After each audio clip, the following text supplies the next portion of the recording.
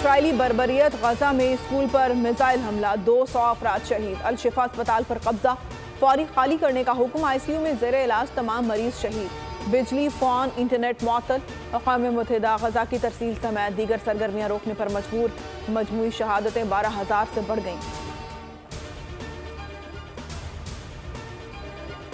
Cipher case में chairman PTI पर लगी दफात में उम्र कैद, सजाए मौत है। शाह महमूद कुरैशी को इसी तनाजुर में देखा जाएगा। इस्लामाबाद हाई कोर्ट का शाह महमूद कुरैशी की जमानत मुस्तरद होने से मुतालिक तफसीली फैसला जारी। 190 मिलियन पाउंड केस में नैब की तफ्तीश। अडियाला जेल में 7 घंटे तक पूछताछ हुई। नैब टीम में 2 नए अफसरान भी शामिल थे।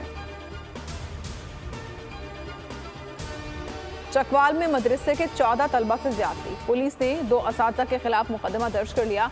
मुतासरा बच्चों की उम्रें 12 से 14 साल के दरमियान हैं।